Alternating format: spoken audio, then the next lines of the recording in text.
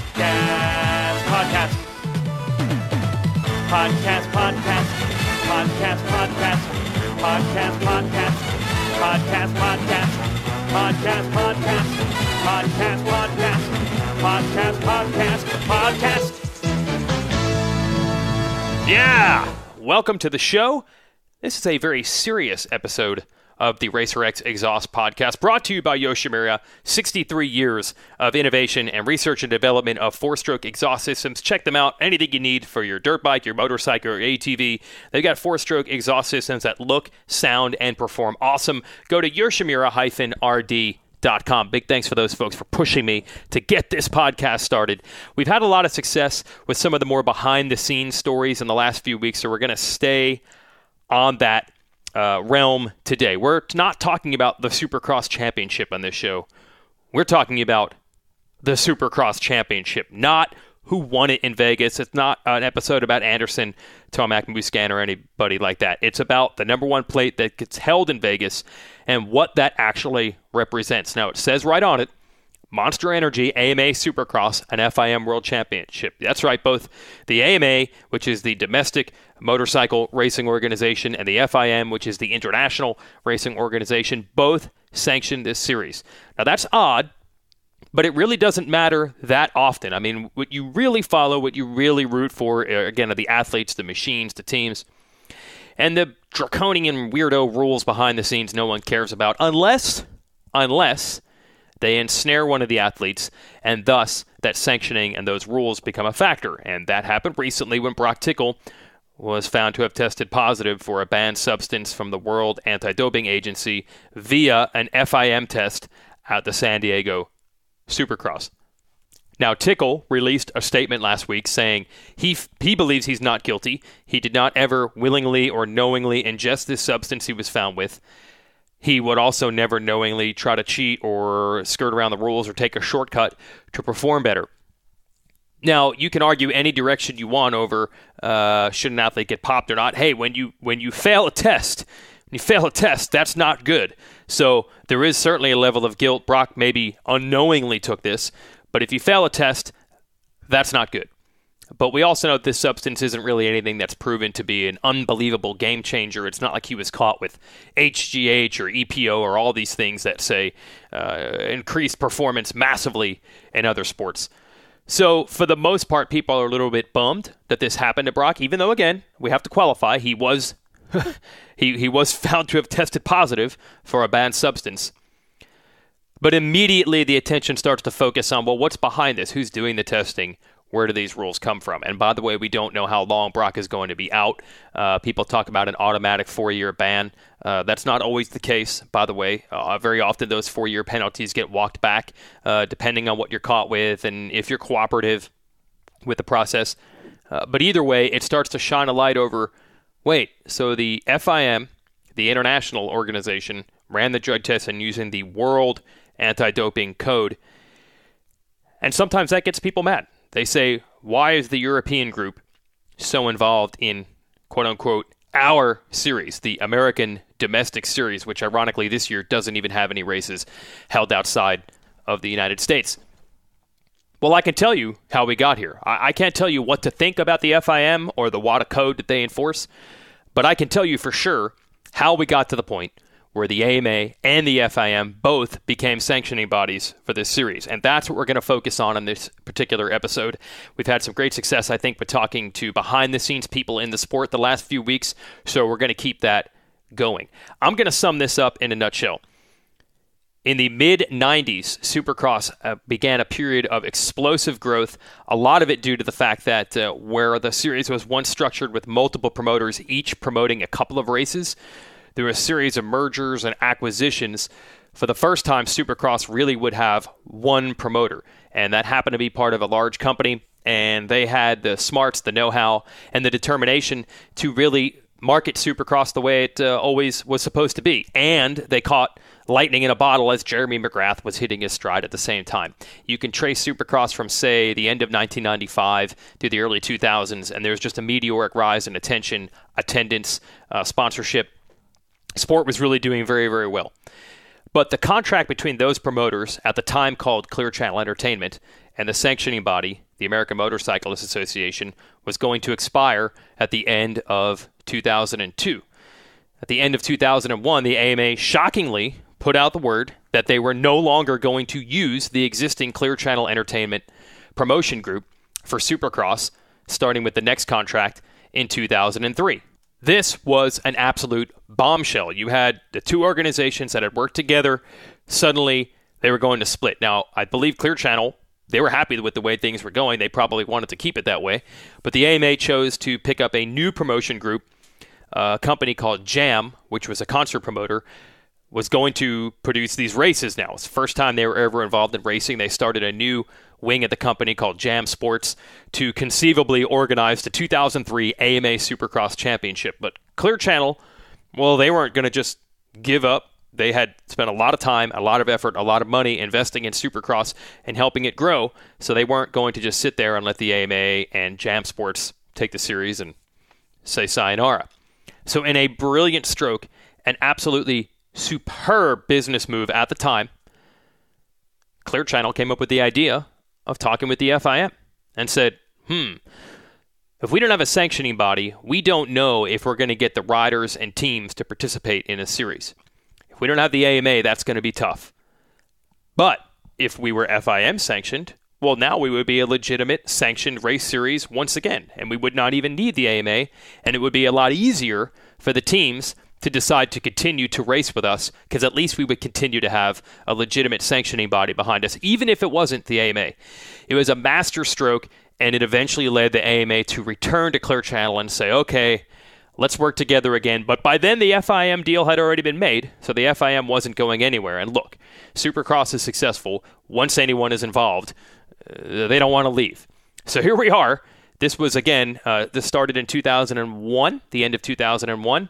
By the beginning of the 2003 season, we now had the AMA and FIM co-sanction, and now we are 15 years into it, and they continue to be co-sanctioning this series. Clear Channel Entertainment was eventually spun off into a side company called Live Nation, and then they spun the motorsports arm of that, which was purchased by Feld Entertainment. So what we now know as Feld Motorsports, the current promoters of Supercross, that's still essentially, in a way, the same company, just bought and sold a few times. That was the promoter back then. But we're going to get really detailed into how this happened. And I got two people who were very involved in this process to help do it. Of course, our own Davey Coombs. You know him as Racer X Guy, but at the time, Davey was actually the television pit reporter for Supercross. So he was at all the races. He knew all the principals involved. But even further, Davey was actually on the AMA board at the time when this was happening. And I had just started at Racer X literally a few months before this all started to break. So it was very interesting to see how this affected the industry.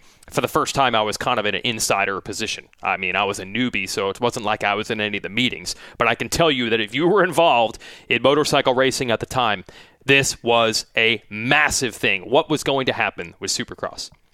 So Davey, I got him on the line today to talk about it. But we're also lucky we have quite a historian essentially on our crew, Roy Janson, who at one point was the director of racing for the AMA and then actually switched over to the promoter side in the mid-90s and was part of that big growth powered by Clear Channel Entertainment when he moved over and worked for them.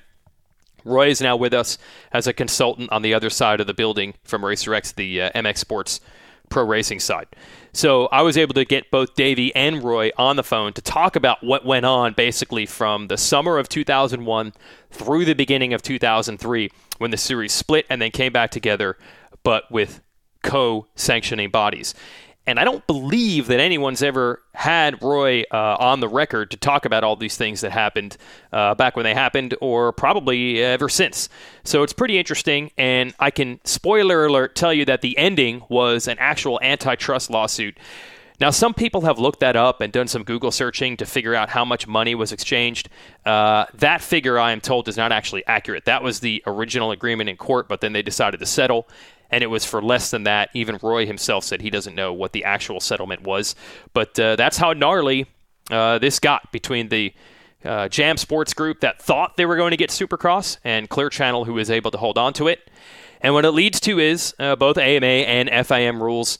The FIM in 2009 deciding they were going to adopt the WADA code, And that means we get drug testing in Supercross, and occasionally riders get ensnared in it. And remember, look, you get caught on an anti-doping test, we have to leave the door open that maybe he did something wrong. But Brock Tickle's going to try to fight as best he can. He did release a statement last week, and we'll see what the future holds for him. I think the one thing Brock is hoping for is swift justice, at least answers, be they good or bad, as quickly as possible.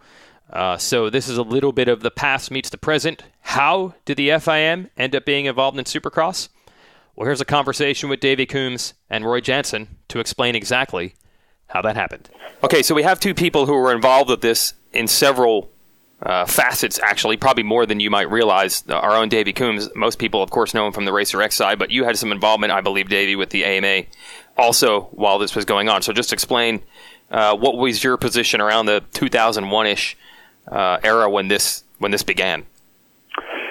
Well, I had been working at and around with the AMA toward the second half of my the later years of my dad's life. Mm-hmm. He passed away in 1998, and surprisingly, the next year I was invited to join the AMA Board of Trustees or the Board of Directors, and it was a surreal experience, to say the least, because you think it sounds like it's all guns and roses, and this is going to be fun, and we get to make all these rules and do all this stuff. It really wasn't like that. It was more like we were listening to people who worked at the AMA or had companies and how and why they wanted things to go the way they wanted to do. And so I just happened to have a seat at the table when the proverbial shit hit the fan. And a big seat at the table is also Roy Janson, who now works for MX Sports.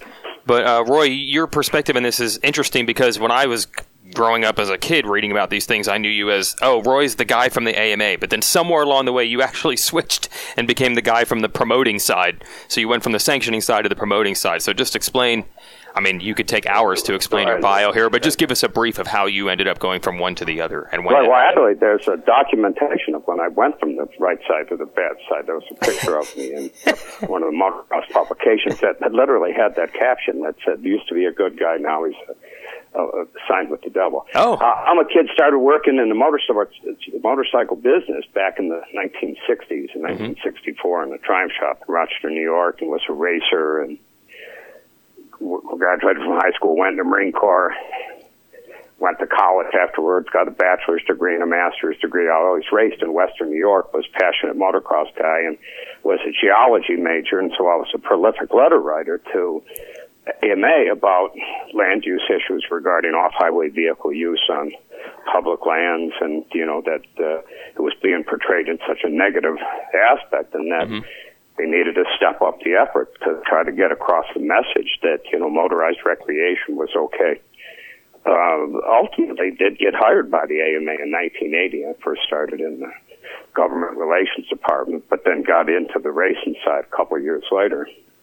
And, long story, I won't go into that, but managed to stay in the racing department in late 1987, took over the pro motocross and supercross program, and then in 91 became director of pro race, and then I left AMA in 1994, and it really, they were, I was glad to go, and I think they were glad to see me go, because I had a profound disagreement at the time with the creation of what was called Paradama, which was this for-profit subsidiary of the AMA that was, in my view, was simply going to go out and compete with those commercial promoters. I always saw the role of sanctioning bodies to be of service to their customers, and in this case, the customers are the promoters that buy sanctions and the athletes that buy licenses, in the case of the pro riders.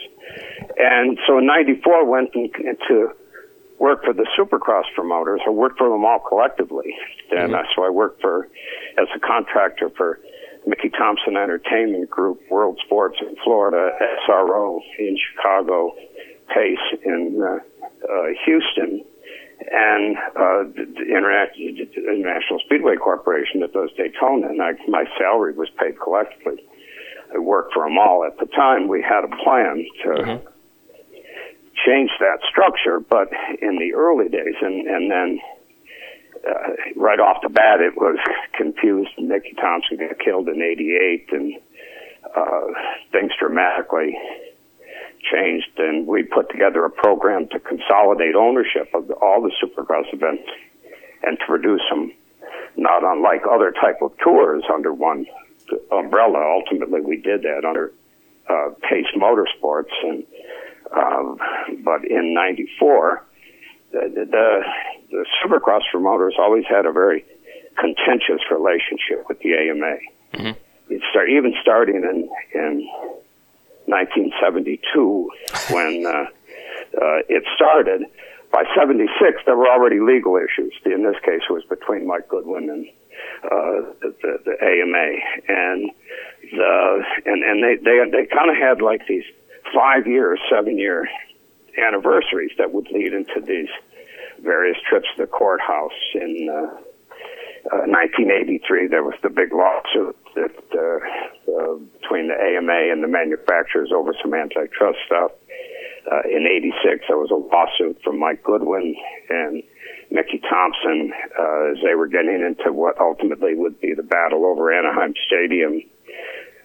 Mickey's death in '84, and then in '94, the Supercross promoters simply couldn't come to a deal with the AMA, and the AMA was at the same time creating this for-profit subsidiary called AMA Pro Racing that was named as Paradama, which is a paradigm of Paradigm AMA.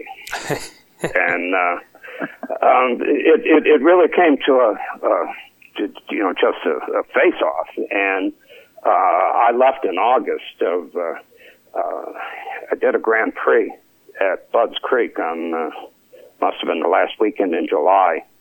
And it was like one of the ugliest days of my career. We had a guy step in front of Jeff Stanton at the start. And it was just one thing after another, just a horrible. And then I had been in touch with Gary Becker at the time of the Becker family, who owned Pace, and then brought it all the way to where it is today.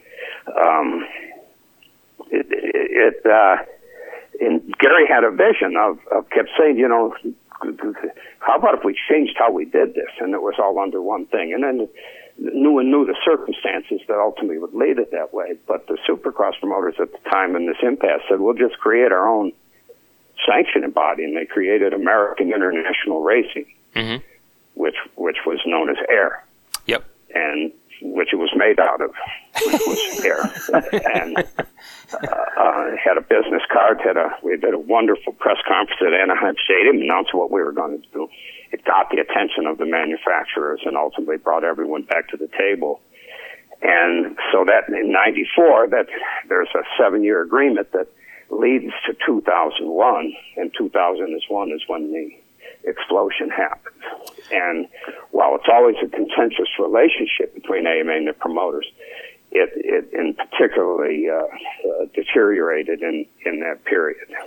Yeah, so that go ahead. Yeah, I had just started, so I remember being in the office when this happened. So this is very late to 2001, essentially November, when the news breaks and the press release comes out that the AMA is just kind of casually saying, yeah, we're just going to move on. We're not going to use the promoters we've had, and we thank them for their service, and we're got a new promoter.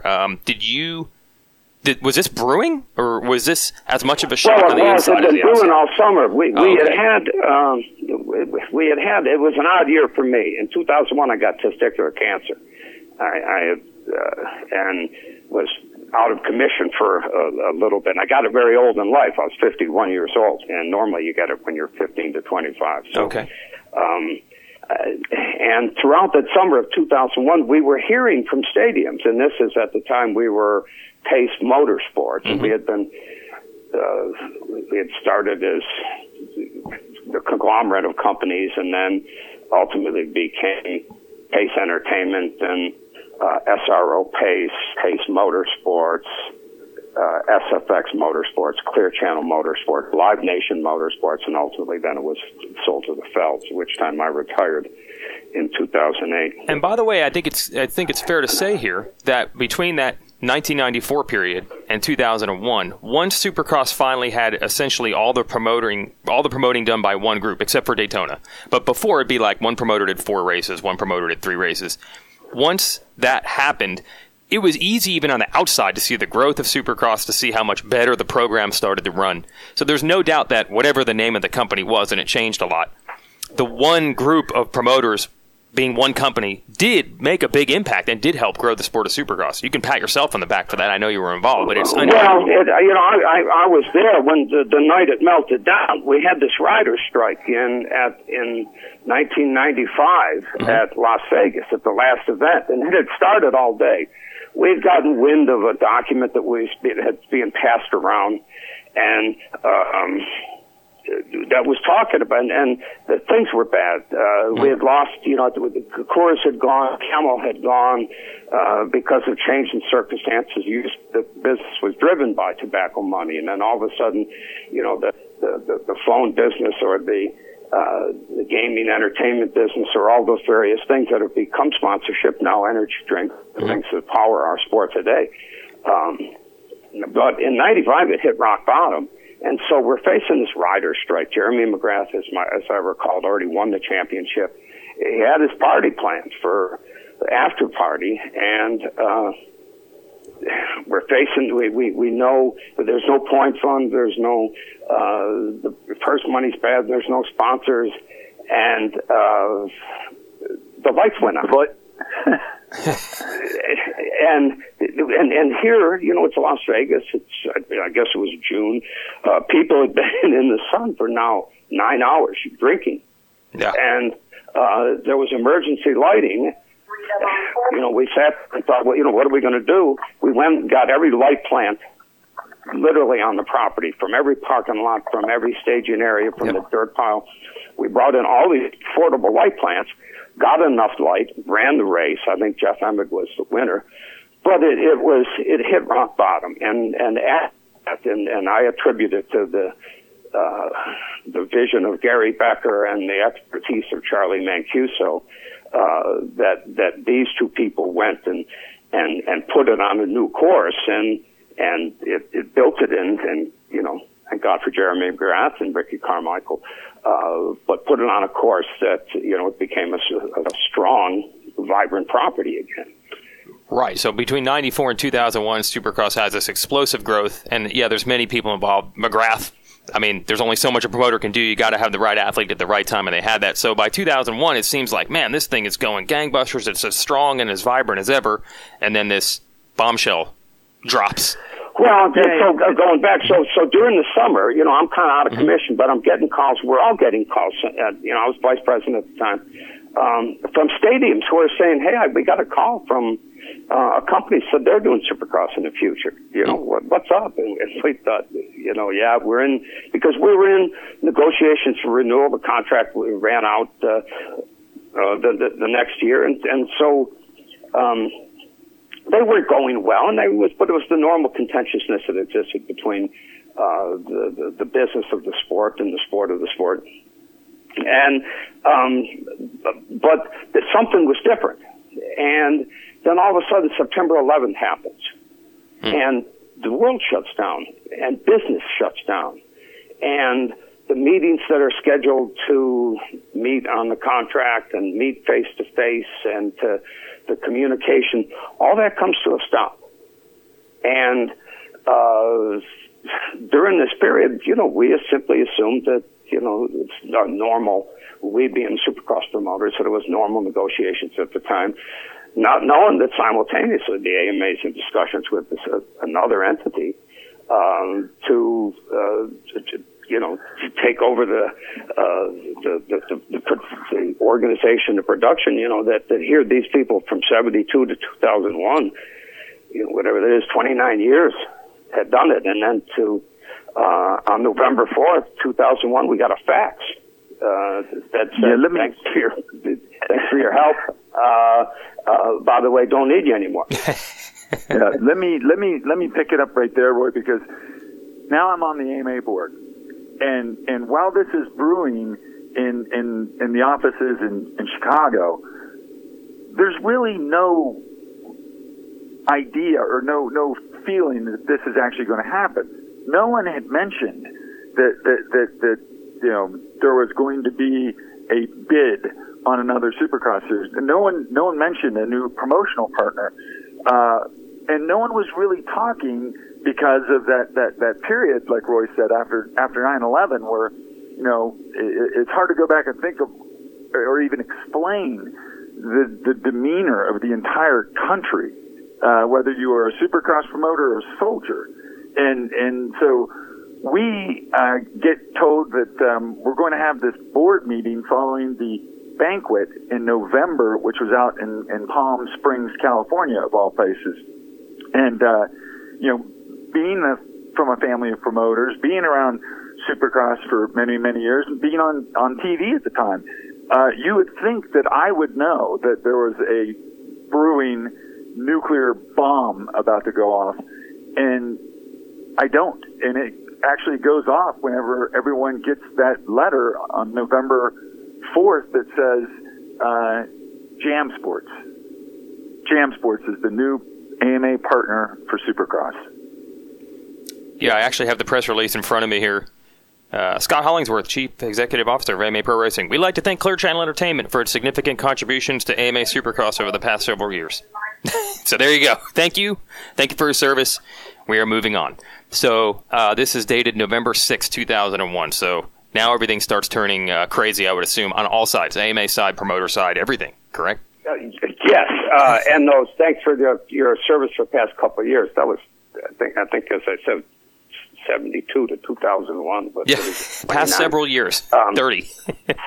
And the Becker family got into motorsports, even before doing Supercross at the Astrodome. They'd been doing the flat track and TT in the Astrodome. They were kind of the first people to bring modern motorsports into the most modern of buildings. That was way back when the Astrodome had a dirt floor, and so it was easy to do. But they had been there a long time, and for all of a sudden, the people who had brought it so far to simply be cast away, and the thought that somehow we were just going to walk away from the business. That here, we were in the promotion business. We produced motorbike races and monster truck shows and arena crosses and concerts, and you named it, we did it. And the thought that somehow just because a sanctioning body had said, well, we're going to give the sanctions to a new company in Chicago, we had no intention of leaving. And so we looked at our alternatives of what we could do, because again, I want to be cautious. I don't want to get into too much detail on some of the stuff. We knew that what would matter in this, and I had cautioned all my people and had said, listen, this thing's going to explode. This is going to be a gigantic lawsuit. Don't write any emails. Don't, if someone has a question, tell them to call you on the phone. Hope that it's not being recorded and try to answer their question politely, but don't speculate, don't talk. This is at a pay grade way higher than us of what's going on here. There was some motivation at the AMA for what they were doing, going to battle against, some of the world's biggest promoting companies. Mm-hmm. And these companies who were faced with basically what is the sanctioning body, who all of a sudden decided that, that they were going to take a different role in the sport. And and in the meantime, out at this meeting in California, in the desert, they invite in the Jam Sports people, a guy named Jerry Mickelson, and a guy named Tony Dimitriadis. Yeah, so Jam Sports, the name is going to be, we're moving on from Clear Channel. We have now, Jam Sports is going to be our new promoter. So that's who they are in this role, yep. And the first thing that became very clear to everyone in that room, which included, all of the OEMs at the time except for Yamaha, and I believe KTM wasn't there yet, was that they didn't know the first thing about our sport. And the one guy, Tony, actually made his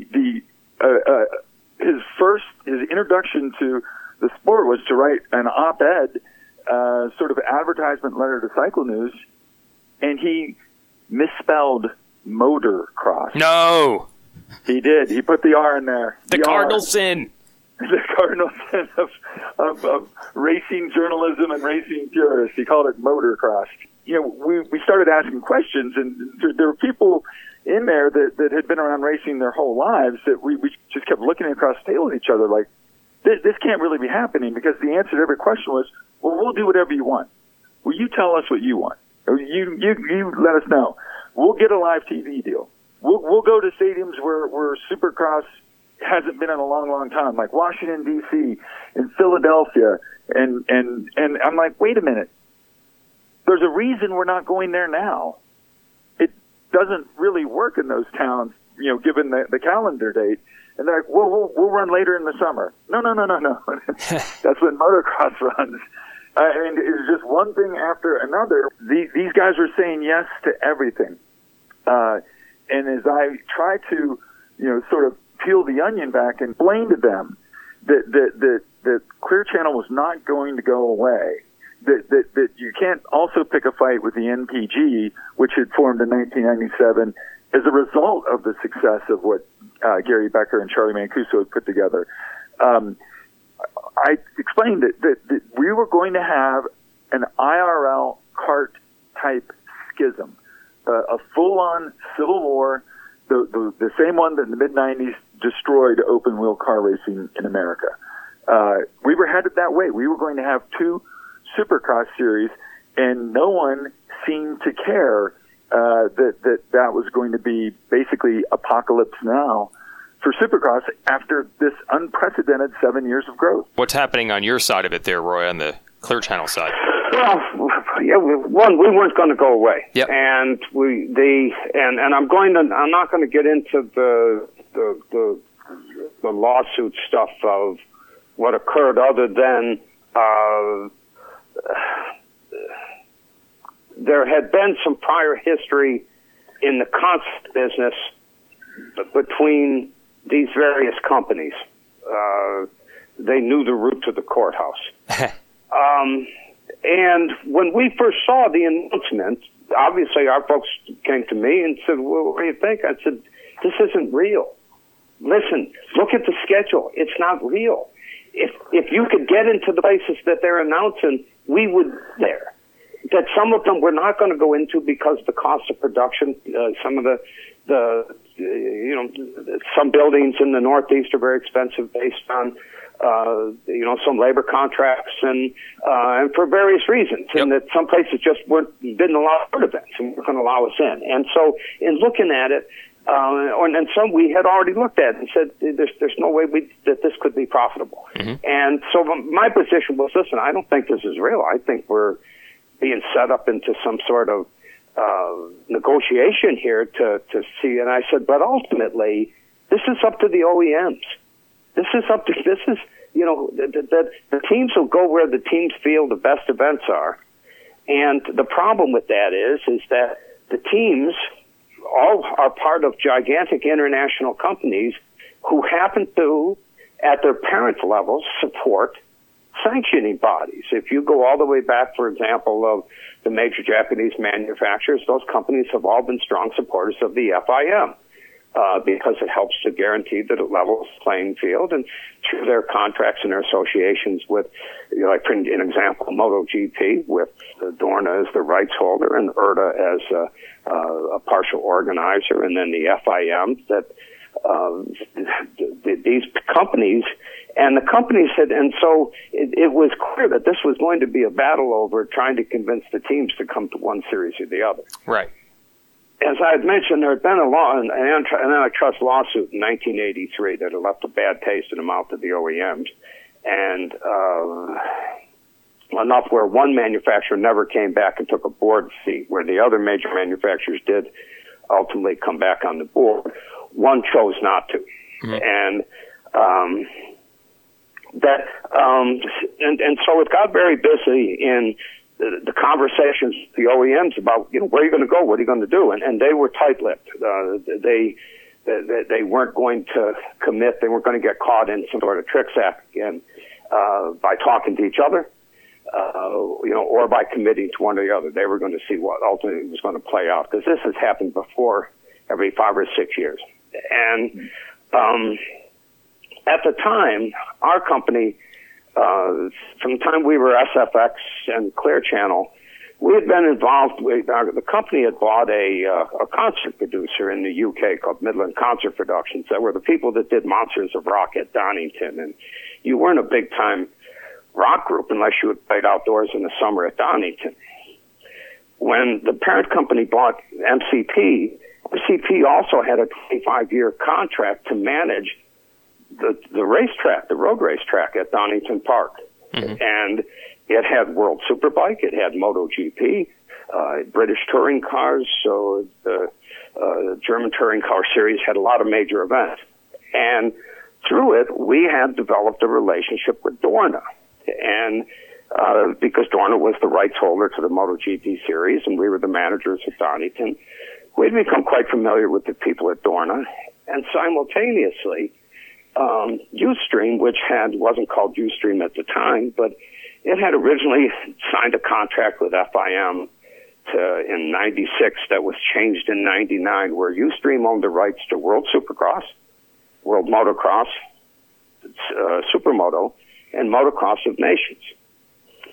In this period, Ustream was selling to Dorna, and the World Supercross rights were quite dormant in that there had been some events. They had never been very successful. It had never been much of a series, but nonetheless, the title, World Supercross Championship, was there.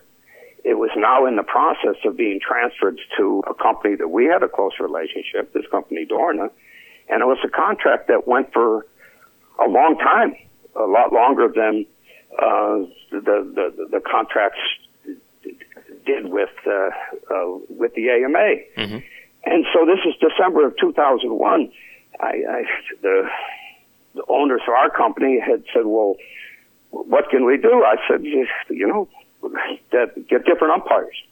I said, I don't believe that the people in the grandstands care who the umpires are. Tonight, if my beloved New York Yankees were playing and they said, tonight's umpires are from the National League, still watch the game.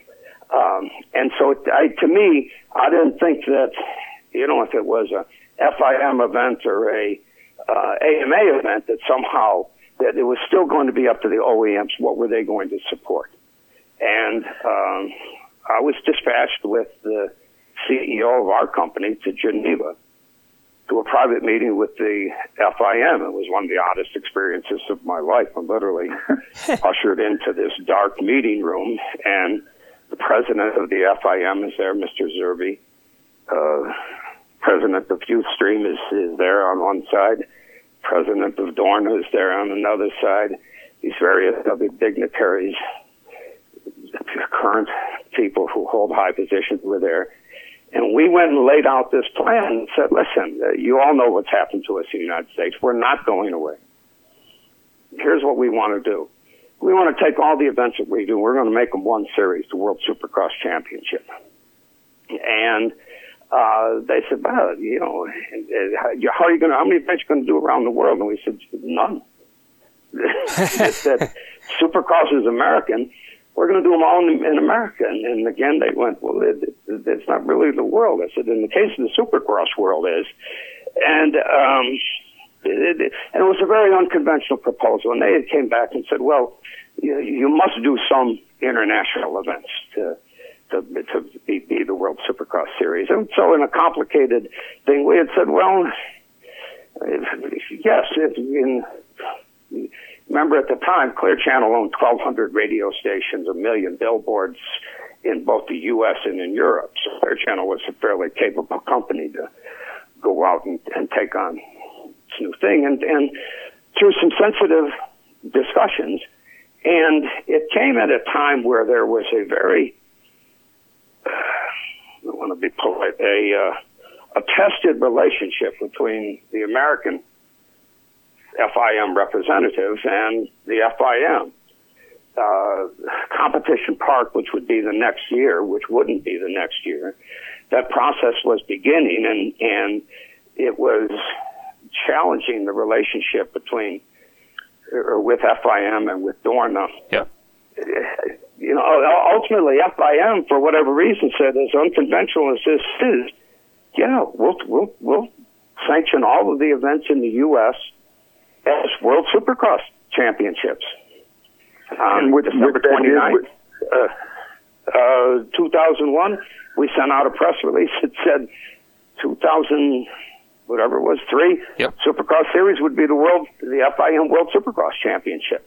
That also complicated things because in the relationship between the FIM and the domestic sanctioning body, which in this case was the AMA, there was a carve-out that said that as long as there was a world class or world championship event, the domestic series could not run against it.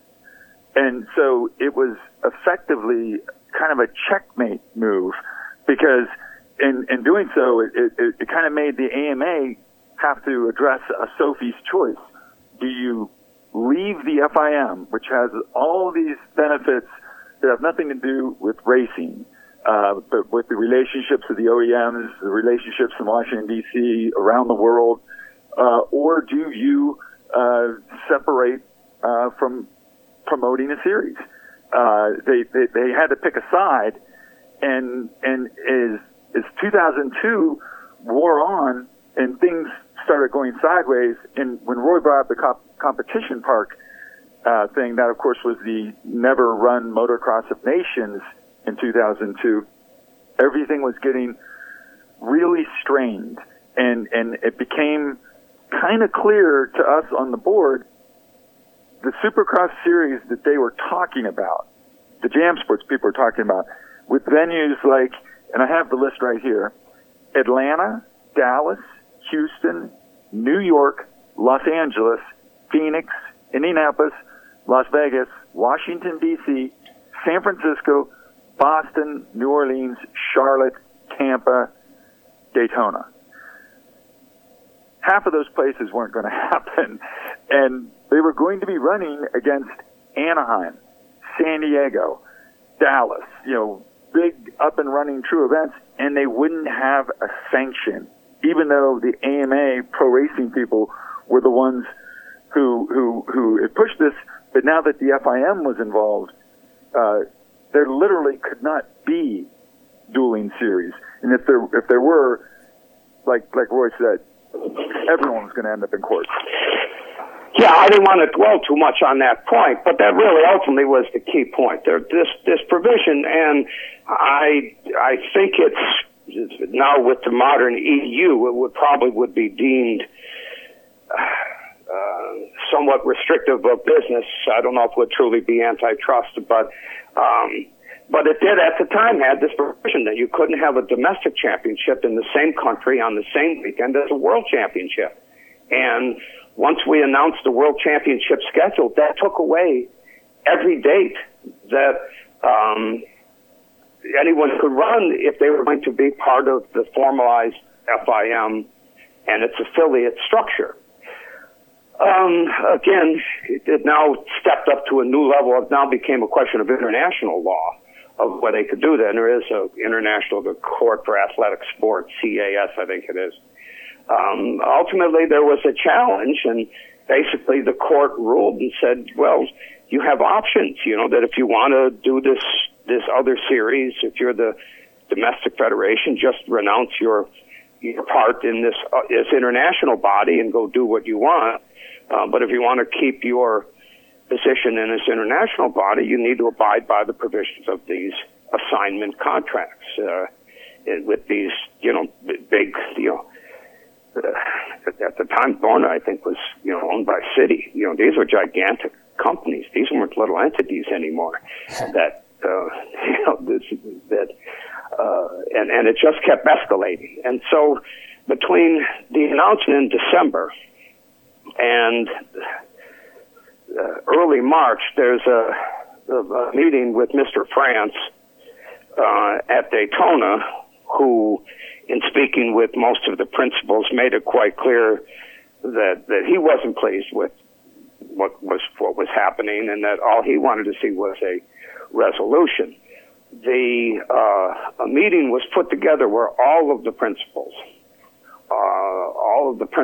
from all of the entities, from Clear Channel Motorsports and AMA and FIM, and they were all summoned to Japan to a big meeting, and basically the major manufacturers said, listen, we don't care how you all got here. We don't care what you all want to fight about. Here's what we're going to tell you. We're only going to one series.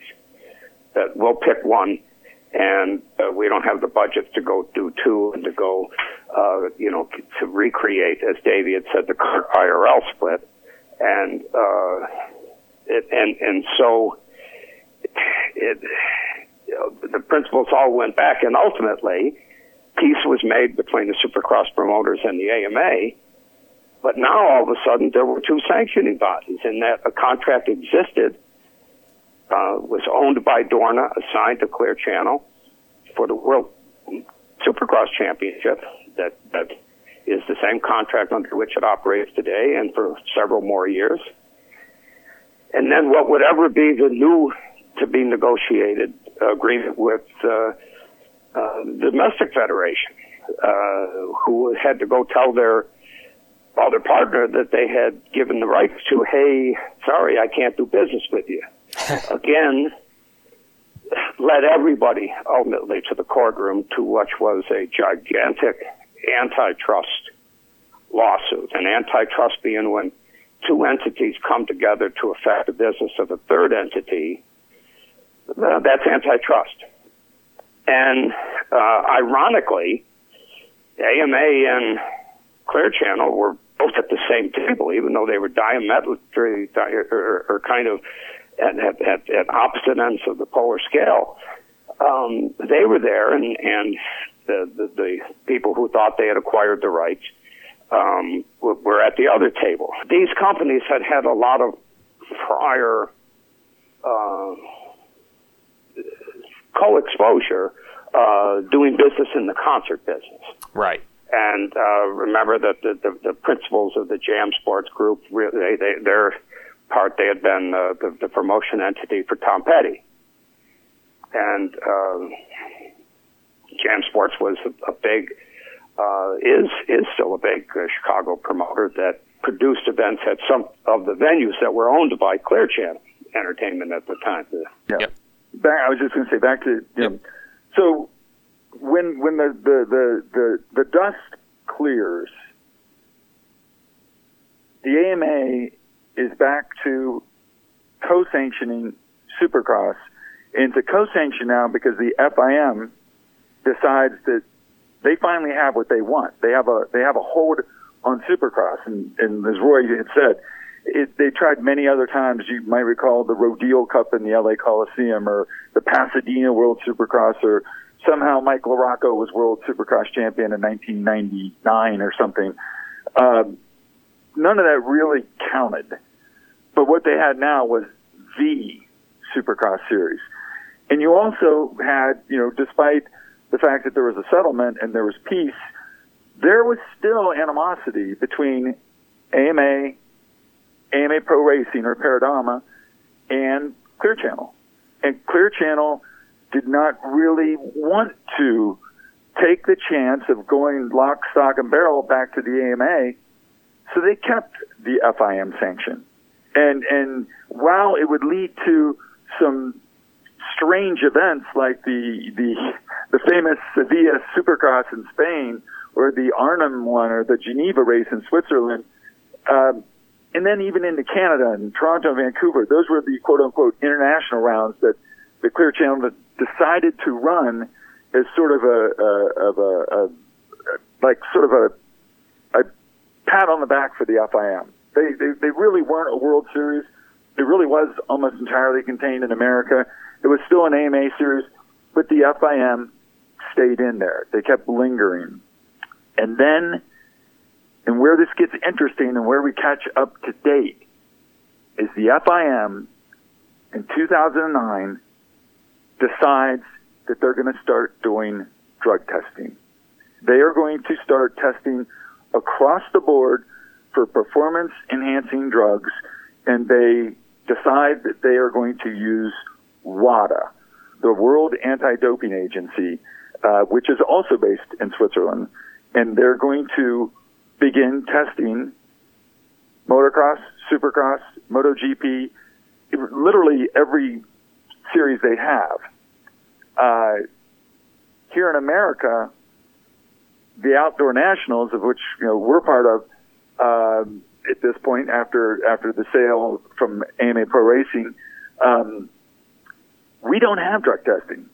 It takes us a couple years to catch up to that, and we end up, and Roy can pick it up here, we end up reaching out to USADA, which is the U.S. Anti-Doping Agency, to help us form a comprehensive, completely independent, and thus totally objective drug testing protocol, because it's a very serious thing, and you don't want to have a single hint of impropriety, and that someone might know that a test is coming, or this sponsor might be angry if an athlete gets pegged, or this OEM might quit racing if their guys. None of that is possible because they're an independent outside group that sort of hovers above and away from the whole sport. All right, just a brief break here. Yeah, what Davey is basically saying is you have to have an independent outside organization, or people are going to accuse the promoters of playing favorites with certain riders. Oh, this series is sponsored by this energy drink, so they want to bust this rider from the other energy drink just to help the energy drink that sponsors the series rider to win the championship. So the only way to get away from that is to just have it be completely run by a third-party independent that doesn't even realize or care who's sponsored by whom or who rides for what brand or whatever. So that's part of the reason they go with these outside things. I'm actually taking this break, though, to mention our group that is very much inside this podcast, and that's Yoshimura. That's our sponsor. Check them out, yoshimura-rd.com. That's our sponsor for the Racer X Exhaust podcast. That's the only reason I cut back in. Now let me just go back to Roy, who will explain some of the ramifications now of trying to integrate an AMA rulebook and an FIM rulebook to essentially unify these two sanctioning bodies and create one AMA Supercross and FIM World Championship. Part of this dynamic comes, we operated as we ran, we met the contractual requirements to name a World Supercross champion. I think it was Heath Boss one year. There were a variety of them. From 2003 to 2008, it was run with the absolute clear understanding, and there was literally a one sentence agreement to the point that it would be run according to AMA Supercross rules. This would be called AMA Supercross and FIM World Championship. It would be run according to the rules established by the AMA, and the FIM would simply be the sanctioning body. There would wouldn't be run by FIM officials. There would be one person there. It was a guy that had worked for us for many years, a guy named John Gallagher, was still there. And the carve out was that FIM got two things. That if you go back look at the old rule books, you'll see that it was a reprint of the AMA Supercross rule book, because technically the World Championship is only one of the two classes. It's the premier class. The other class is an AMA Championship. So FIM licenses, FIM rules only apply to the 450 class, not to the 250 class. And at the time, yeah. Yep. Yes, and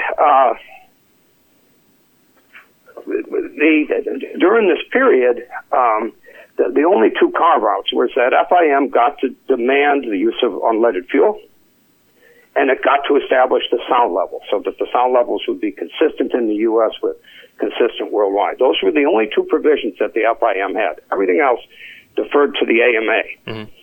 In 2008, Supercross gets sold.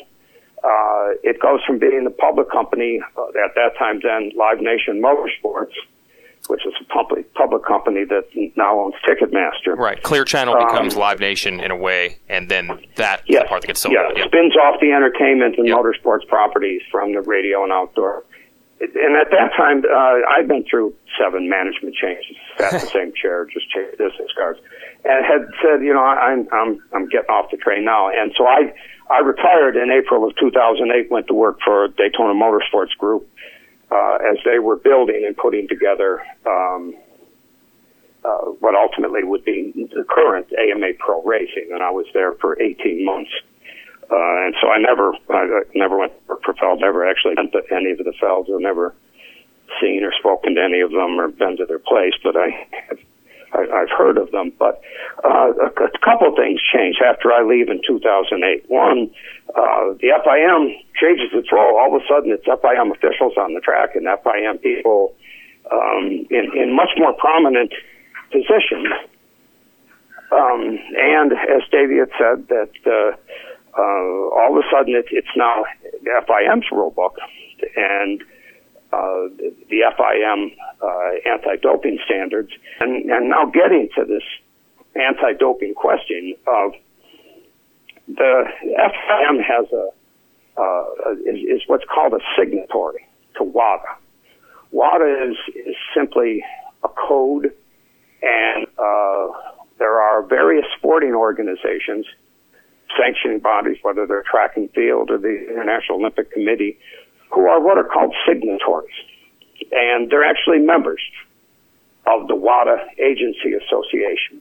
And as signatories, they're allowed to conduct the entire anti-doping protocol as long as it's in accordance with the WADA code. WADA gets named for a lot of things. This, WADA this, WADA that. And there's really, WADA is just the rules. The rules are enforced by entities. In the case of world motorcycle competitions, whether it's MotoGP, MXGP, or World Supercross, that's the signatory FIM.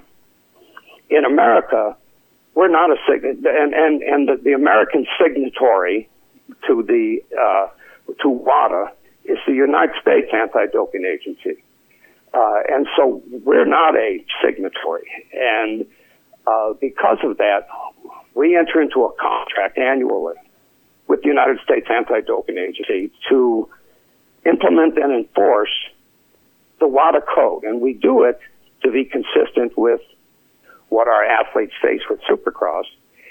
And we did it, and I don't want to get too off track here, but we got into this 5 years ago after we had been approached by numerous athletes and by several manufacturers who had expressed a concern about the possibility that some athletes may not be complying with appropriate standards regarding performance-enhancing substances and methods. And we explained to, we meet annually with all the teams together at Daytona in March, and we meet annually in the fall with all of the manufacturers in which to brief them on the state of the sport. And we had gone to them and said, listen, we're being approached by a number of athletes and being asked to take upon this issue of anti-doping testing. And we had said, listen, I'm a geologist, motorbike racer. This is so complicated. In the old days, when I did anti-doping testing at the AMA, when I was a race director, it was for recreational substances like cannabis, or, people took amphetamines to drive longer to the next race. It wasn't about the stuff that there is today. And we had said, this is so complicated. One, it's above our level of expertise. We're simply not capable of dealing with this. And secondly, from a business perspective, we have contracts with many companies for sponsorship of series or programs or races, and that if we did this ourselves, no matter what, the first thing that would come up would be people would say, well, you went easy on that guy because you have an agreement with their company, or you went hard on that guy because you don't have an agreement with them. And we said, we don't mind putting a proposal together for you all, but we're not going to do it. We're going to go find out who's the smartest, the best, the most capable. We researched it, studied about the WADA code, and entered into an agreement, went to our kind of little informal management council and said, if we have the unanimous support of this group, we'll enter into this. If there's any of you who don't support this, let us know, and we'll hold off. But we're not going to do it ourselves. We're going to do it with this group, USADA, if we do it at all. Unanimous support, and I would say, and by the way, we update them every November, and we've had unanimous support for 5 years to continue. But I would acknowledge the WADA code, the penalties are draconian. When we entered into this, the penalty started as a 2-year suspension. There's lots of things that walk that 2 years back. But 2 years ago, penalties for anti-doping were changed in the WADA code to 4-year suspensions. In our business, that's a life sentence. And I can take either side of the argument about, boy, is that too rough or is that too soft? And I guess my response is, one, we're working at the behest of our athletes, our primary partners in this, and in the case of people who set out with the intention to obtain performance-enhancing advantage, who do so intentionally, probably deserve to be sanctioned by whatever appropriate penalties there would be. Sure. And I would drag this out one point. People can view the USADA. USADA does its business in public. Go to usada.org, go to the section that deals with athletes, go to the bottom, click on sanctions, and you can see everyone who's failed in USADA tests, whether it was at a wrestling or in track and field or at the Olympics or wherever. First off, you won't find any of our people there for 5 years. Not one motocross who's failed a test. And we don't just urine test, we blood test as well. In the case of FIM, they don't work through an USADA. They do this all themselves. The anti-doping rules for World Supercross are not in the USADA book or the WADA book. They're in the FIM rule book. You go to anti-doping rules and you'll read there how FIM implements its anti-doping protocol in accordance with ultimately the WADA code, which in the WADA code primarily identifies which substances are banned in competition, which substances are banned outside competition. And I would also tell any listeners, if you want to know that, go to globaldro.org. At Global Drug Reference Online, Global DRO, within 2 minutes you can click and find out if a substance is legal or illegal. We provide this education. We do education seminars for our athletes. We do one-on-one meetings with our athletes. We provide them with resources. So we remind people with professional motocross licenses, you failed at your own peril. Not because you somehow can say, I didn't know what the rule was. How does it work on your side? How do you see that, Davey? Well, the problem is, not just, on a personal level, I take a lot of supplements. I'm on medicine from my health issue last summer. I don't know what all is in those, but I'm not being drug tested. Yeah. My chiropractor told me about this fish cod liver oil, whatever, and these other things. I've never looked at the label and gone online and looked at every single ingredient in them. And that's kind of where this thing starts to get really complicated. I'm an English major and a history major. I don't know a damn thing about pharmaceuticals. I don't think that any rider who didn't go to college would necessarily have any pharmaceutical education either. Yeah. But you go to the airport in Pittsburgh, and if we get on the plane, you can walk right into the GNC store, and you can buy creatine, supplement, whatever, whatever is on your regimen that you think makes you feel better or makes you live better, or in the case of a rider, makes you perform better. And that's where it's getting really complicated. You could, when this whole thing started out, we were looking for performance-enhancing drugs, and it was easy to just think steroids, doping, whatever. But it has all gotten so remarkably complicated, and at the same time, those penalties have become, downright draconian. They're 4 years because the Olympics are every 4 years, and the argument is that and I had this conversation with Brock Tickle a couple of days ago. It's one thing when you're a track and field athlete and you have 10 seconds to run 100 meters. Every little, hundredth of a second counts. So you prepare your body as best you can to get to that finish line and do it, be at your peak performance every 4 years for the Olympic Games. Well, when you're a motocross rider, I don't care what you use. It's not going to get you around the track, and it's not going to make you win like it might a track and field athlete. There are so many variables to being a successful Supercross or motocross racer that the penalties don't make sense. If you use, whether it's Adderall or whatever this thing is that Brock tested positive for, that's not going to make you go from not qualifying to winning a Supercross race.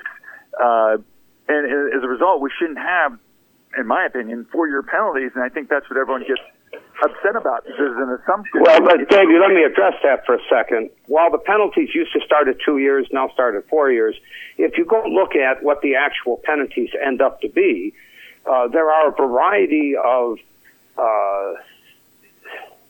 matters that allow the walking back of these penalties. And so if you look at the sanctions that are held against athletes, many of them are 90 days, many of them are warnings, many of them are a year, 2 years. It's not always 4 years.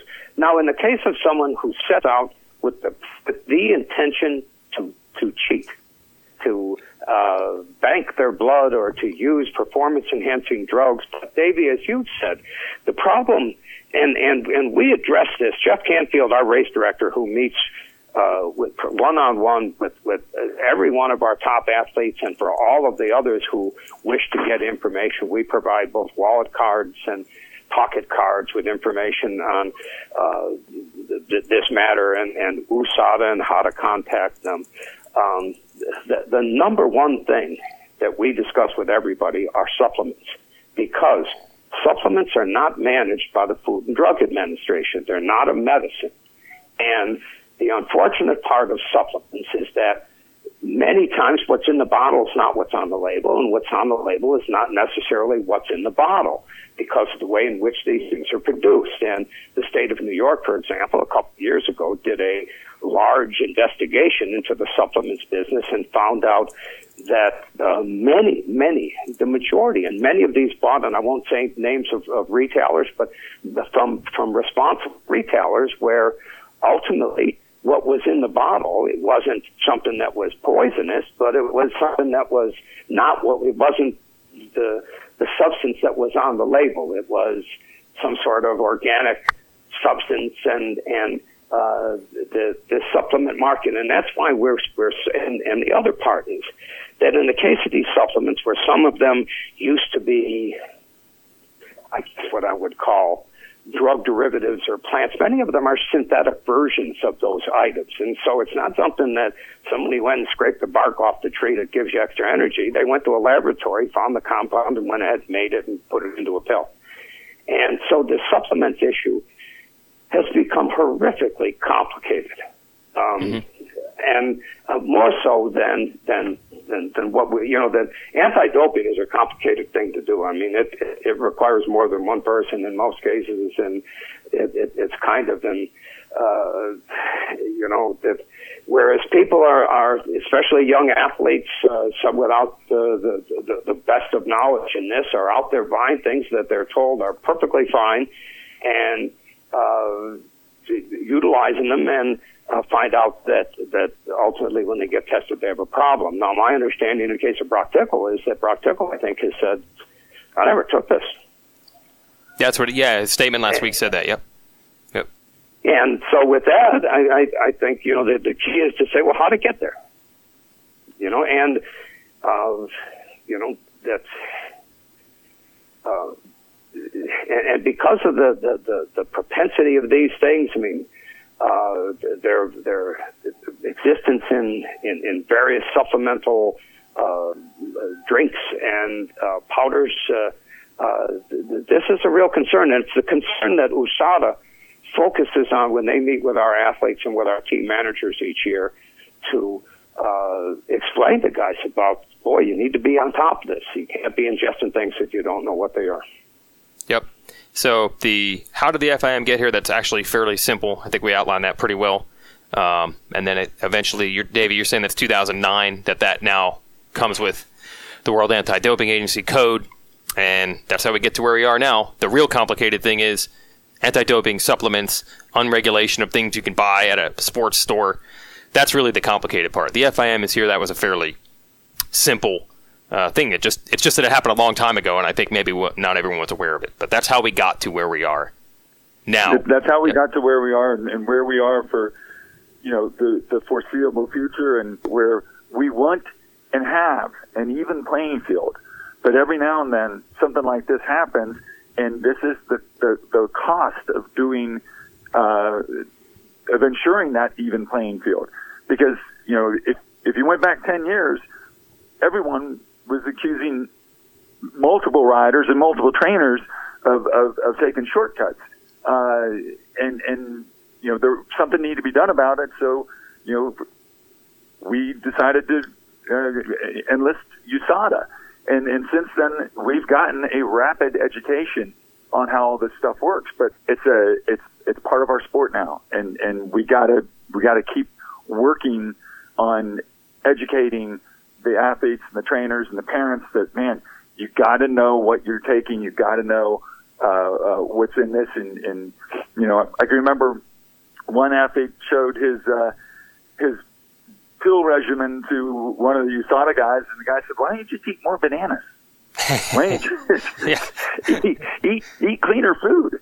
And it was a wow moment for sure.